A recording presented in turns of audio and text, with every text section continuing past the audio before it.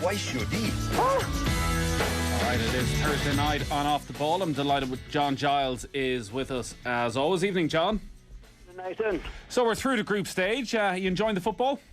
Yeah, I think it's picked up as it normally does in these competitions, Nate, as we go along. I think it'll be really good now once we got over the group stages. And strangely, we've had all these matches over the last 2 weeks and we've only lost 8 of the 24 teams. So still 16 teams in it. So still a lot of good football to come. If you were to pick one team that stood out that you've enjoyed watching the most, who would it be? I find it difficult. I find that difficult, Nathan. I think Italy have been very, very professional and there hasn't been much publicity about them, Nathan, getting on with the job. I think they've been very, very impressive. I mean, obviously you've got France. I don't think they've hit their best yet. Yeah. Spain haven't been there. I don't think they've done it at all. Portugal, a little bit. Germany, it's been inconsistent in that group. Germany beating Portugal well.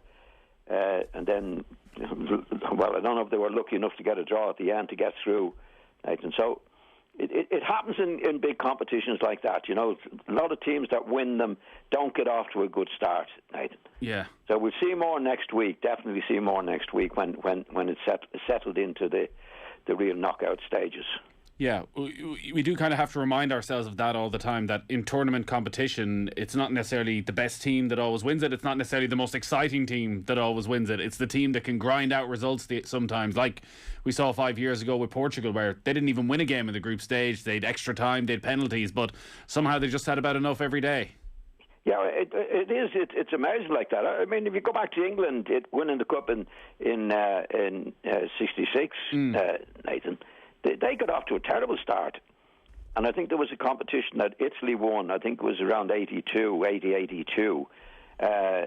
They wanted to hang the manager in the early stages back in Italy, and went on to win it. Yeah. So it does happen. Teams do grow in these particular competitions.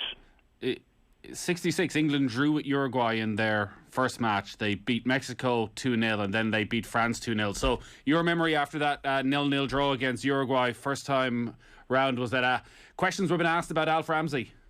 Oh, definitely at that time, yeah. Well, he didn't get a good start, Nathan, and then he made dramatic changes. Right. I mean, he went with 2 wingers to start off, and then because Alan Ball wasn't in the team, Martin Peters wasn't in the team when they started off. So he dropped the wingers and put 2 extra midfield players in, which made a huge difference. They went on to win it. And, of course, Jimmy Greaves got injured. Well, I don't know if he was injured or whether he was left out in that particular competition as well. Yeah, and I guess at the time as well, Roger Hunt was probably the superstar, but Geoff Hurst is the one who comes in and makes his name and wins the World Cup for England. Yeah, well, that's when Greaves went out. I mean, Greaves was one of the best players I ever played against. He was a genius, Nathan. But they didn't get a good start, and he's supposed to have got a knock, but I'm not so sure about that. I think he put Geoff Hurst in and left Jimmy Greaves out. So Jimmy Greaves only missed about three matches or so for England over a long period of time because he got back in the team again, but he missed out in the World Cup in '66. That's the way it goes. Yeah, I guess it shows the difficulty that maybe managers face in these tournaments. And last week when we were talking about England and Gareth Southgate, you were making that point of, he's in this position, he still doesn't seem to know his best team. That managers, they have to be adaptable at the same time, that if a Saka comes in or a Grealish comes in and they play well and they suddenly have momentum and form, it's a difficult balance to get. Do you stick with them or do you go back to a Phil Foden who maybe you came into the tournament thinking was going to be your main man? Well, to be honest, I don't think Southgate came into it, Nathan, and he didn't know his best team. I honestly don't think I still don't think he knows his best team. That's my take on him. Yeah. I mean, if you go back to last week's match, he made a few changes. He put Grealish out on the left wing, put Sterling. Well, I don't know where Sterling was playing, and brought Saka in. He made a few changes. And the amazing thing was, I found anyway, watching the game, In the first 15 minutes, they played really well. They had Saka on the right wing, out wide, and they had Grealish out on the left, more or less on the left wing. And this is what I found strange. And Saka beat a couple of players in the lead up to the goal, which opened it up a bit, and then it was played out to Grealish. Grealish did really well, beat the full-back, crossed it, and Sterling scored. And if you look at the match again, that was probably the last time that Grealish stayed out in the left wing, Nathan. I found it extraordinary. This is where you've got the balance. You got to score a good goal, and Sterling and him more or less played up front to get in each other's way, in my opinion. And from then on, England got worse and worse. And then they made 5 changes for the second half. So when you go into a competition like this, Nathan, obviously there's changes you have to make. Yeah. But you should know your best team. And I haven't a clue. What England's best team. I haven't a clue what team they're going to play in the next match. I honestly don't think he knows. Yeah. So that's the problem. That's a big problem. Grealish at his best, what we've seen at club level with Aston Villa, has been playing off the left. I know even Villa tried to play him, say, as a midfield 3 at one stage, and it sort of negated his influence quite a bit. But when he went back to playing on the left of a front 3, he's been absolutely devastating. Can you understand in any way why Southgate may want him in a more central role at times, in that number 10 role where he might get on the ball a bit more? No, well, he doesn't, like, even for Villa, Nathan, he doesn't play that far forward into the middle of the field. I mean, he's left side, and more goes out to the left wing rather than inside. What I saw him the other day, Sterling and him were pretty much together. If you ever get a chance to look at it, have a look at it, Nathan. They started out in the left wing, and when he starts in that position, Grealish, when it's time to go very wide, that's what he does. And that's how he picked up the ball the other day in the English move. And then he's one-on-one with the fullback, which he did, crossed it, and Sterling gets a header in. But if you watch it again, he hardly stayed on. There were no balance to it. I can't, as a manager, see Southgate watch that and not tell him to get back out into the position that he wanted to play, because you got to have a balance to a team. You got to have somebody wide on the right, somebody wide on the left, generally speaking. And then what I saw him, he was beside Sterling all the time, and they were up the middle of the field most of the time. And from then on, they didn't play well at all.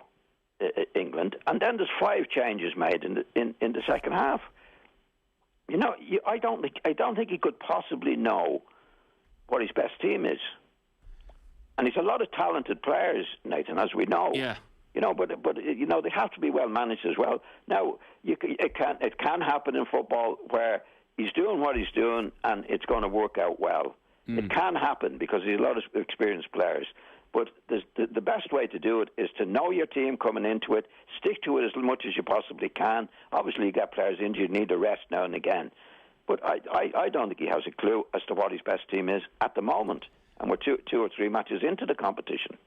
In terms of what Grealish did do during the game then, and this was a big moment for him, starting a match of this magnitude, were you impressed with him technically when he got on the ball, what he tried to do when he got on the ball? Yeah, I think he's good. I think he's a very good player. I think Foden is. I mean, what you need in a team is players to go past players. Saka can do it. Grealish can do it. Foden can do it, right? But we haven't seen enough of them. I mean, what I'm saying is, like, if you're preparing the team like Southgate or any manager does, you have to know. Okay, Grealish is a very good player, and you could now and again he could play him and play Foden. But you have a balance to it. Yeah. I don't think the two of them can play in the same team, to be quite honest. But the two of them we know can play wide. But know that and put them in. If it wasn't Grealish, put Foden in. Before the match, there was Foden, and I don't know what I just don't think he knows the best team. And you should know your best team going into a competition. Now, obviously, there are changes to be made.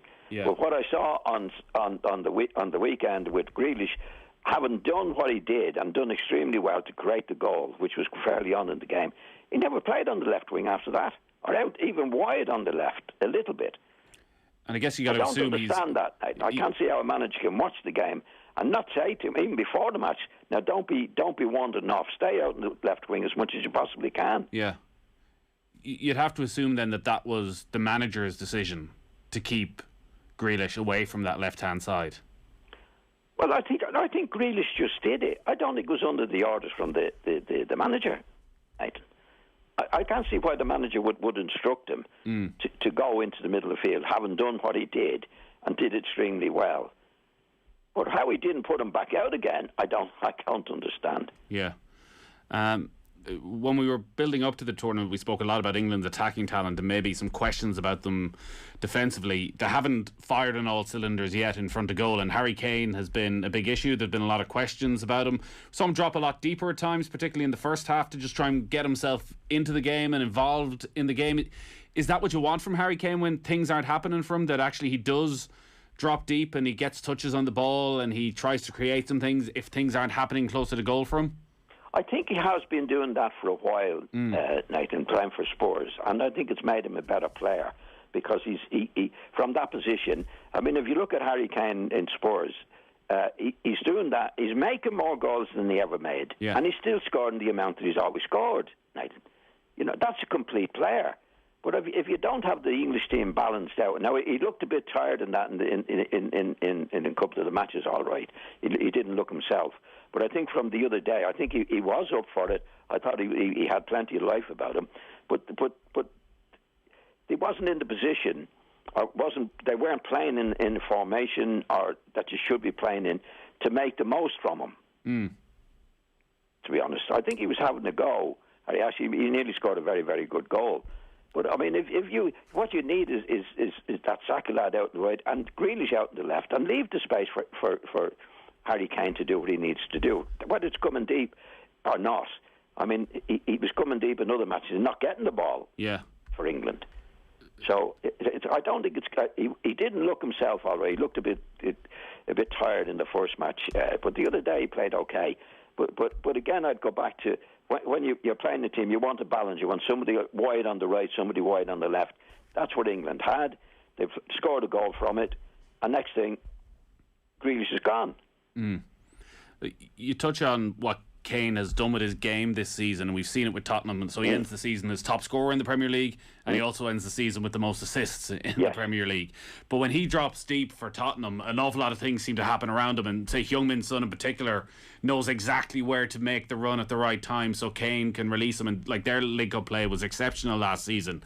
Is that just that they're club teammates, they've been together for the last 4 or 5 years, they're at training together every day, there's a level of understanding that is impossible to replicate at international level for Kane with a Sterling, a Grealish, a Foden?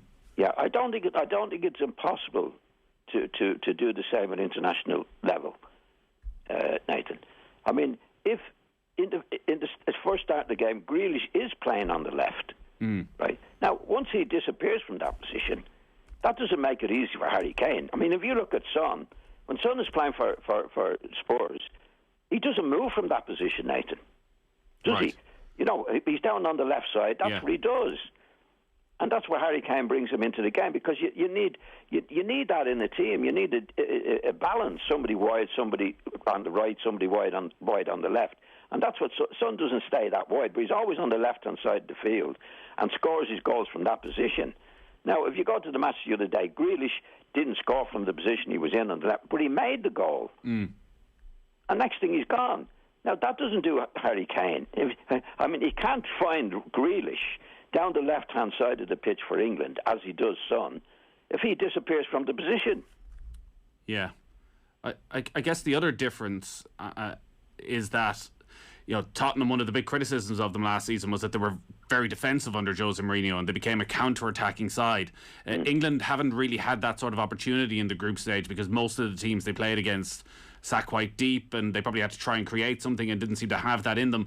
Against Germany on Tuesday, do you think actually there's a real opportunity for England to get the best out of Harry Kane if Germany come out and come at them, and maybe there is a bit more space there for the likes of Grealish and Sterling to get in behind if Kane does drop deep? Well, Nathan, if Grealish is playing and he does what he did the other day and doesn't stay wide, it's going to be a mess again. Yeah. You know, like, okay, Grealish is different to Son, but whoever's playing wide plays wide. And that's it. Now, when he disappeared, he went up the middle, and it was like him and Sterling were very close to each other. If you ever get a chance to watch it again, Nate, Grealish is in no position. So Harry Kane is never going to find him, or anybody else is never going to find him.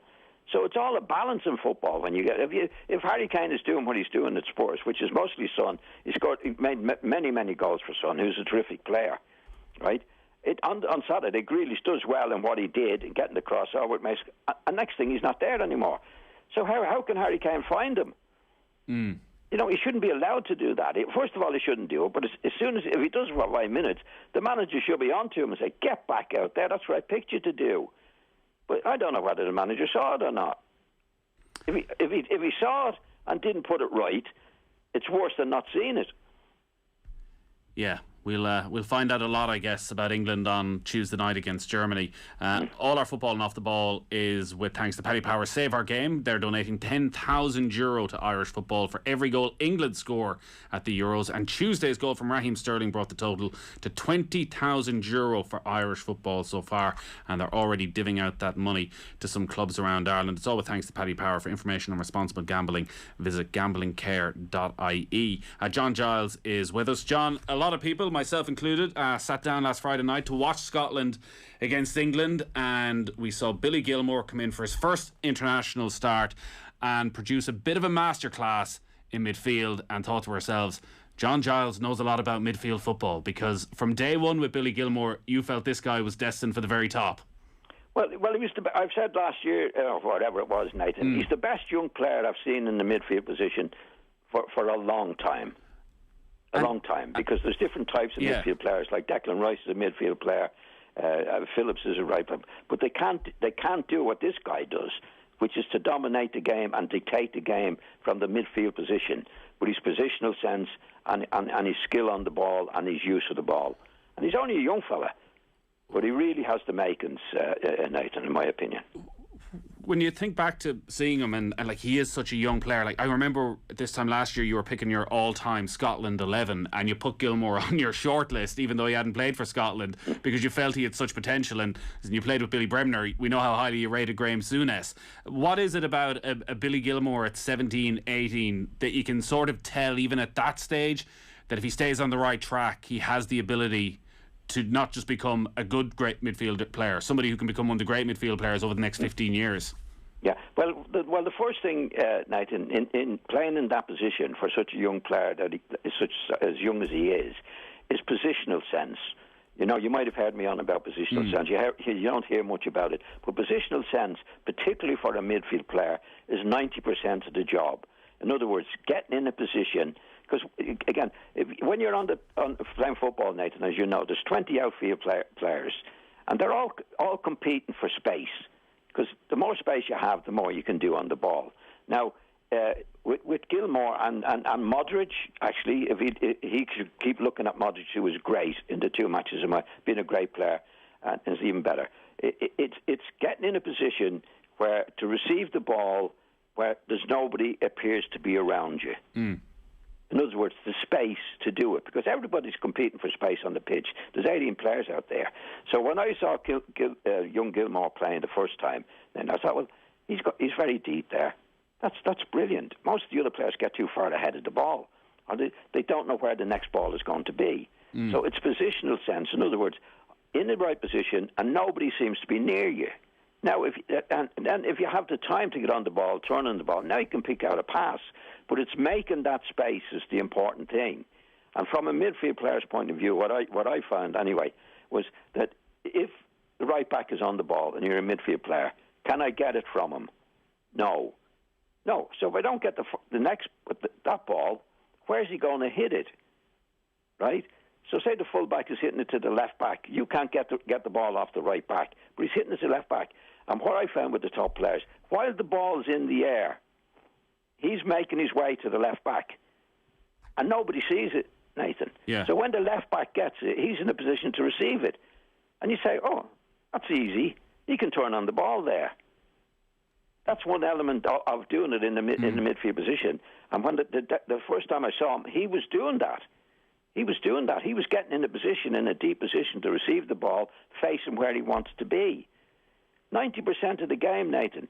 The rest of your game then is distributing the ball and being able to distribute it. And obviously, I don't know whether he's two-footed or not, but he's very good on his right foot to pick the ball out. But you have time and space to do it. And that's called positional sense. You hear very few people talking about it, but that's like the secret of the game. There's very few people have it, and young Gilmour has it. You could tell from day one that he's taking positions up there that nobody else is taking up. Is it very unusual for a player of that age to have it to that ability? Well, there's two. I don't know the young fella, as you know, Nathan. There's two things with him. He does it instinctively, or he knows what he's doing. And usually with players like that, they know what they're doing. Right. He can only get better. And what he's got to do is get a film home from the England match where Modric played, and particularly the Scottish match. He was absolutely brilliant. He's one of the great players. I think he's nearly 36 now. And he's learned the game. He's learned the game inside out, as midfield players of his calibre do, Nathan. As long as he can keep his legs, he'll get better and better, Modric.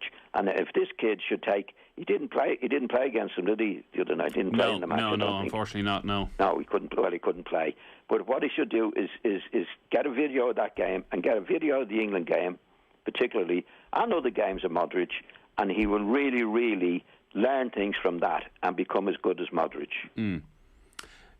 Can you teach that, John? Because when we talk about football philosophy in this country, like that sort of player transforms a Scottish midfield for the next generation potentially, because he unlocks so much. We've seen what Luka Modric has done with Croatia. He's brought them to a World Cup final, albeit with talent around him. If you get a 12, 13-year-old and you teach him the right things, can you learn that, or is that just some sort of natural ability that just comes along once every 50 years? I'd say if they have it, you can teach them more. Right. Nathan. But I think it'd be very difficult to teach anybody that doesn't have it. It's sort of not something you can teach somebody to do. Do you know what I mean? Yeah. You can teach them certain elements of the game, but that particular situation, I mean, my first experience of that was the great Johnny Haynes. Did you ever hear of Johnny Haynes? He played for Fulham in the old days, right? Johnny Haynes. He played for England and he played for Fulham. And I remember watching Johnny Haynes for the first time, and Johnny Haynes was doing something I'd never seen before, which in the old days you had inside right, inside left, and you stayed in those positions. Johnny Haynes, if the left back was on the ball, he'd be over to the left back to receive it from him. If the right back was on it, he'd do that. So he wasn't stationed in the inside right or the inside left position. Do you know what I mean, Nathan?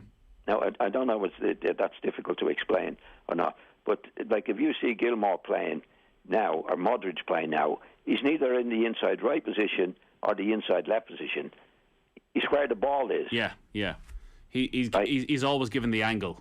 Always given the angle, but knows where it wants to be. That's what you find with the great players. Like in Modric's case, and hopefully with young Gilmour, he learn as he goes along. As I said, if you can't, say the right back is on, you can't have it from him. He's going to hit it. He's got to hit it somewhere, Nathan. He's got to hit it somewhere, right? So what the great players like Modric do, they read where it's going to be, and then say it's going up to centre forward. He's there before anybody else. The centre forward knocks it. Because what a lot of players do when the ball's in the air, I found, is they watch the ball, Nathan, and they watch to see where it's going.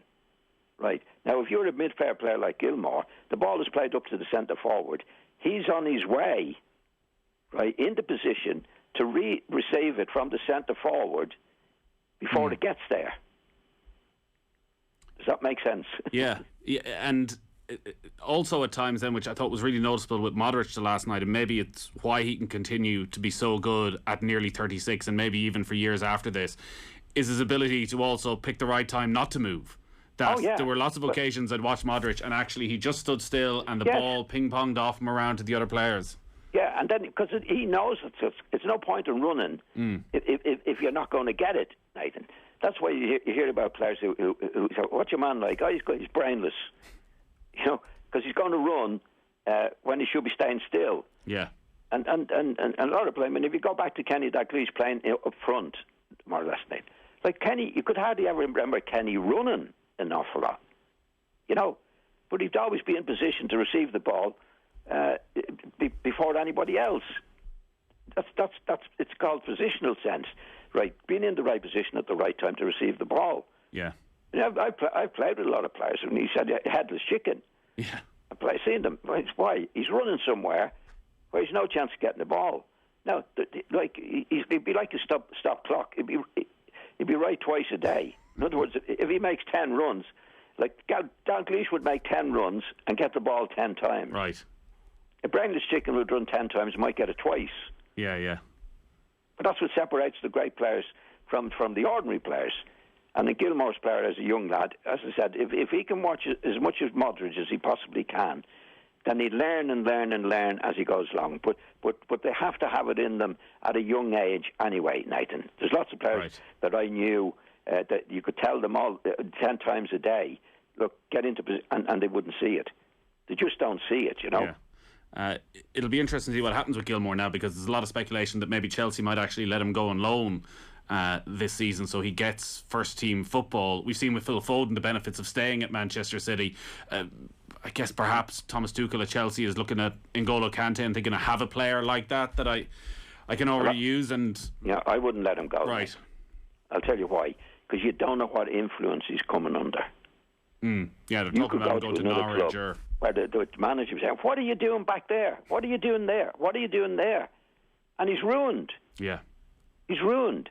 I would keep Gilmour there, even if I wasn't playing him every week. Do you know what I mean? Like, yeah. I wouldn't let anybody go near him. Right. Because I've seen certain things with managers before, or coaches can ruin people. Where a kid is doing the natural thing and the right thing, and there's somebody, what are you doing there? You should be up ahead of the pitch there. Well, why not have him on the training pitch with N'Golo Kante every day? Well, see, Kante he can do that. That's what I say. I'd keep him there. I'd keep him at Chelsea because he'd play a certain amount of matches, but he wouldn't be. There's nobody going to ruin him. Yeah. And he'd get his fair share of games, Nathan. I think he will. Yeah, it'll be interesting to see what they decide to do. And we need to take a very quick break. John, stick with us.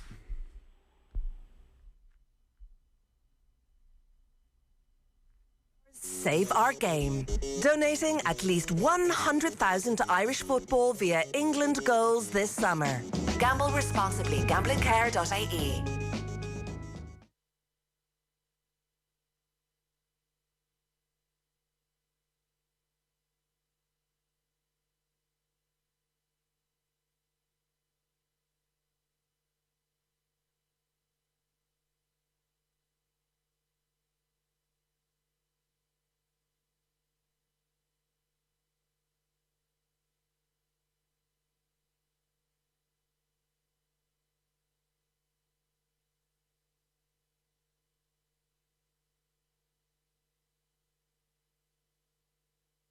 Football on Off the Ball. With Paddy Power's Save Our Game.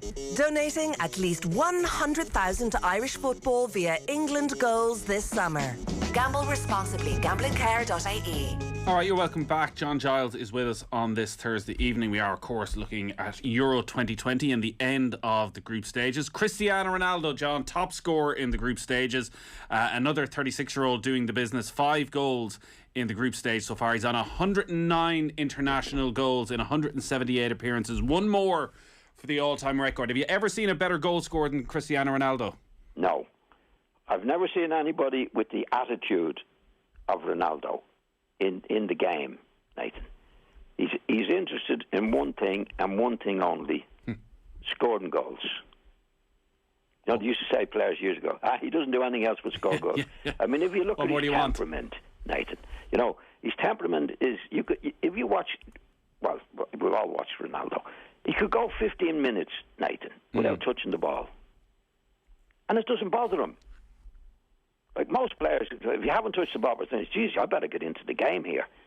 He's only got one thing in his mind. I'm going to score. Yeah. I'm going to score. I mean, even the matches I saw him recently, he's hardly in the game, hardly got a touch of the ball in terms of making goals. He doesn't make many goals for people, right?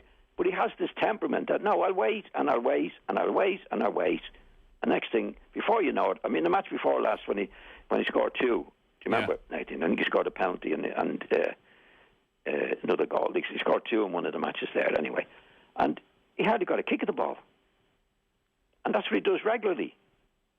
You know, he doesn't make many goals. He doesn't lose the ball either. I mean, he's good on the ball. He lets it go simple, but he can go ages, and that takes a temperament of its own to say. In other words, and he wants to be the star, and he usually is. Well, on that, because it's incredible considering his record and all he's achieved, and will go down as one of the greatest of all time. Yet still, during this tournament, you hear criticism about his attitude and the way he looks at his teammates when Jota doesn't pass him the ball at the right time, or when someone does pass him the ball for his goal, he doesn't celebrate with his teammates. It's all about Cristiano. No. Would you like to have played with Cristiano Ronaldo? Could you have put up with him?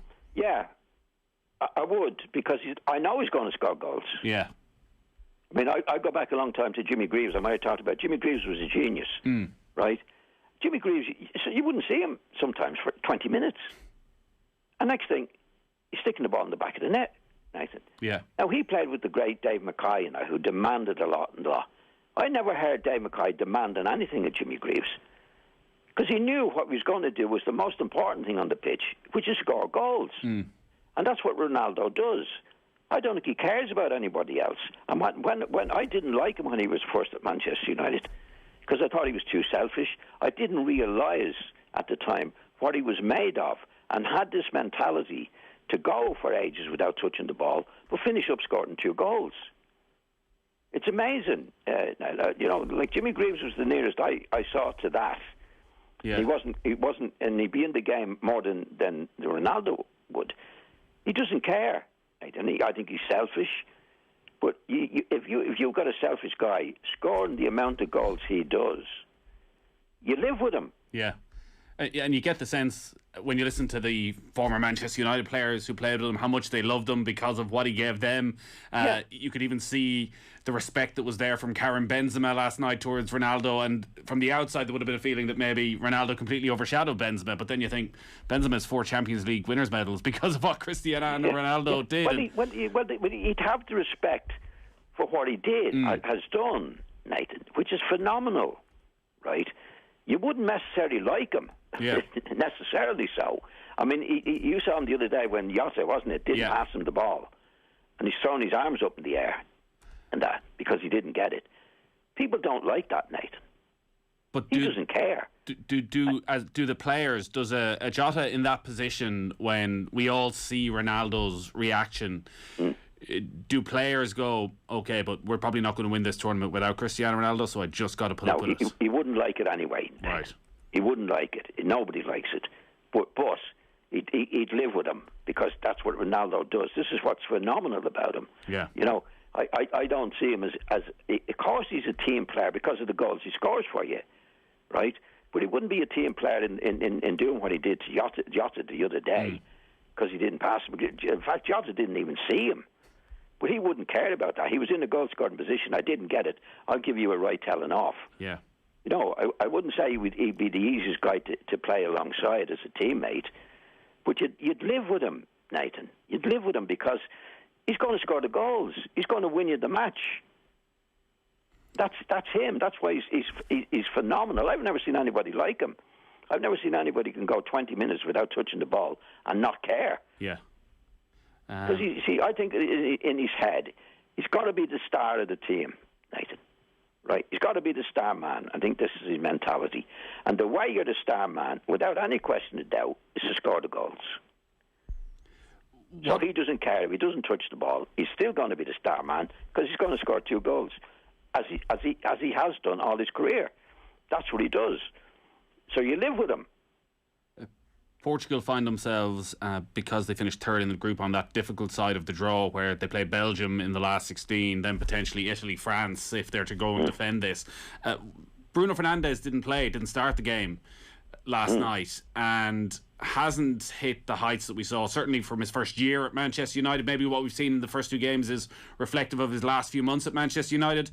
Do you just put that down to a little bit of fatigue, or is there something greater going on with Fernandes?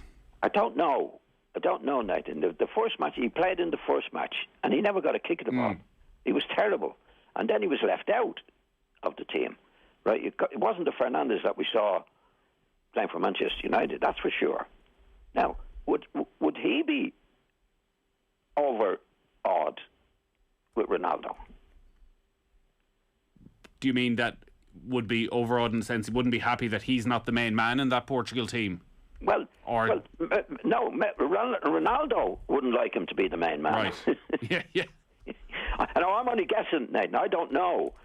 But he was very subdued. He was very subdued in the match. And when he's playing for Manchester United, he's the cocky one. Yeah. He's the cocky one. Quite rightly so, because he does his stuff. I couldn't believe he was so subdued in that particular match. And I might be, I'm only guessing. I might be very, very unfair on Ronaldo. I don't know. But I think Ronaldo has to be top dog. Yeah. Fernandes played a huge amount of games. I think the statistic was since football came back just over a year ago, he's played 82 matches. That maybe this is just a step too far for him, that actually to have the dynamism and the freshness that you need, he just needs a break at this stage. It could be, Nathan, but like when you see a player like that, they're really trying hard and they're not getting there. I don't think he didn't look like he was trying hard to me at all. Right. You know, just didn't seem to be. I couldn't believe it was the same guy, because you can see when a lad is tired. You know, he can't get there, but he's making the effort to get there. I didn't see that with him at all. You know, I was amazed at him, and then he was left out of the team. Yeah. And I think, you know, again, the Ronaldo situation, Ronaldo would have a huge, huge influence in that dressing room and with the manager, I think. What about the French? They're still favourites. It looks as though they have one of the more favourable draws. Haven't really clicked into top gear so far. What have you made of Mbappe? Well, again, Mbappe, the same as everybody, hasn't really hit the level that we know that he can. You know, I mean, little Kante is there, and Pogba's produced some terrific passes. But Kante is the one that keeps them going all the time. But Mbappe is a player, as we know, who's a striker, and he's very quick. And I mean, it's harder for them to shine than most other players, Nathan. You know, they're like, and again, the competition is early yet. I mean, they have qualified. They had a couple of matches they didn't play well in at all. So did Portugal, and so did Germany. But they're still big teams, Nathan, that can grow into the competition now. You mentioned Pogba there. Italy, I think, could be dark horses, Nathan. Italy are going about their business quietly. They haven't been beaten for a long time. I know they lost Chiellini, is it? Yeah, Chiellini, yeah. Chiellini. No, they lost. Well, he's injured. I don't know if he'll come back again. But there's something about them. There's a good spirit about them. I think they haven't lost for over 20 matches. They're going about their job quietly. You know, qualified well. No fuss about them at all. I think they could be. Well, Italy are a big team, anyway, but I think they could be a big danger to the big boys. Did you see anything in Spain last night in scoring the 5 goals that suggests maybe they found something at the right time? No, I don't see them. I don't see them at all, Nathan. I think they've been. I think the goalkeeper had a nightmare. He plays for Newcastle. He's usually a very good goalkeeper, yeah. And they did play well, obviously. But I think they were there for the taking. But I think when it came to the big matches, I had written down. I had them down as tippy tappy. Right. A bit tippy tappy, but they produced a gem. I think, Nathan, in Pedri. Is it Pedri? Yeah. Playing for Juventus, I think he's only 18. He looks the real McCoy. Now he's one to look out for. But I don't think Spain have been very good at all. I think they're the poor Spanish team in relation to some of the great Spanish teams we've seen. Was it Alan Clark that had all the confidence and didn't let the misses affect him, and Mick Jones that would get upset, or the other way around? Mick was a very sensitive lad. Right. Alan couldn't give two hoots about anybody. Morata looks a bit more of the Mick Jones variety. It does seem to get him when he's having these misses. Yeah, he does. Yeah, he's not deadly enough, Nathan. I think he can be too nice. You know, like in most of the stuff. But Alan Clark particularly. You know, and Mick Jones were all different lads altogether. Mick was a very sensitive lad. I mean, if Mick missed a chance, say, "Come on, Mick," he got a bit red in the face. Yeah. If you said to Alan Clark, he'd tell you to F off. Tell you to F off, no problem. But he'd be more likely to score the next chance. Yeah. Nathan. Yeah. You know, you need a bit of that. That's the way they are. Strikers, a lot of strikers are like that. You know. Yeah. They have their own way. They have their own way of doing it. Essentially, you'll put up with them as long as they're scoring goals. Well, I tell you what, if I was playing for Ronaldo, I wouldn't say, "Come on, come on, Ron." Yeah. He'd be telling you to come on. I wouldn't say a dicky word to him. Yeah. John, great stuff as always. We'll check in with you again next Thursday. Mind yourself. And you, Nathan. Thanks again. Football on Off the Ball. With Paddy Power's Save Our Game. Donating at least 100,000 to Irish football via England goals this summer. Gamble responsibly. Gamblingcare.ie.